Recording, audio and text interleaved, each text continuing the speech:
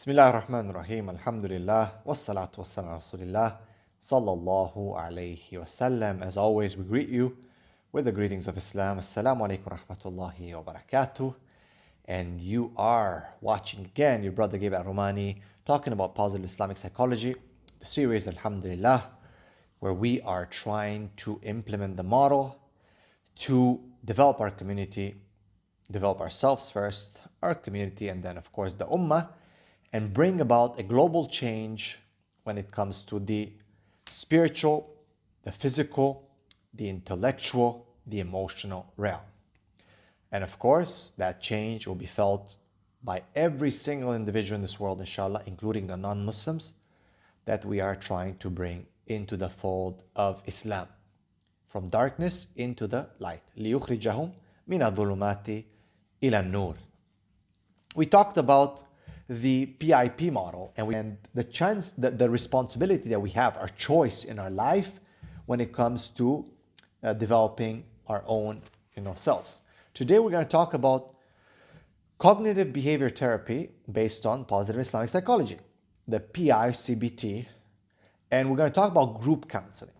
See, because in the end, this course, the objective of this course based on this book is, of course, to not only create education and awareness, but to create, of course, an army of counselors, coaches who will be able to implement this model, the Khalifa model, to implement the 4 stages, the 4 principles, to gear and reshape education all over the world based on the learning theories, so that it can cause that change.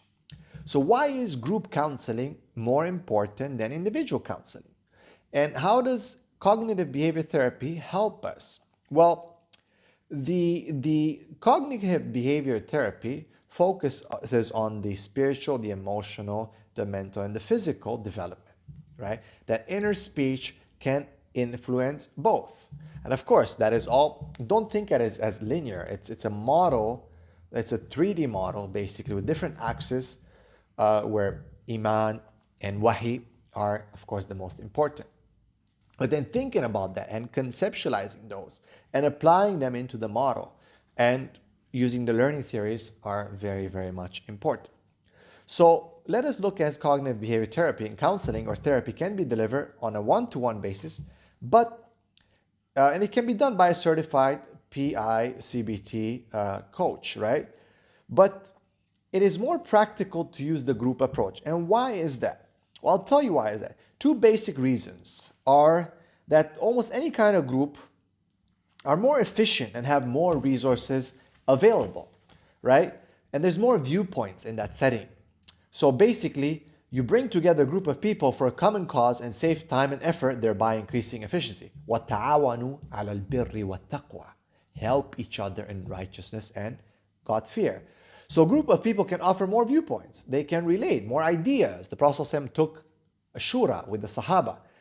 Dawa projects are more successful when there's a group setting, right? Every prophet had people behind him and it was more effective. So it is used to transform the ummah. You can have groups of 4 to 12 members. You can meet weekly, monthly, and so on, but it should be consistent. And you share ideas, thoughts, and feelings, and you support each other. Support groups like what I do with the Muslim Alpha Men Society, right? These are so important because it helps you to connect to others. One of the greatest problems when it comes to people reaching out and admitting that they have a problem, they think that they are alone. The elephant in the room type of feeling. I'm the only one. And Shaitan makes you feel like that, hence makes you lose hope and makes you feel you're the only person, the worst person. Now, that's not a license to commit sins. Oh, there's others who do it as well, because that is the opposite effect, right? A lot of people will say and justify, well, he does it too. That's not what we're trying to do. We're trying to say, other people are in this problem. Let us solve it together, inshallah.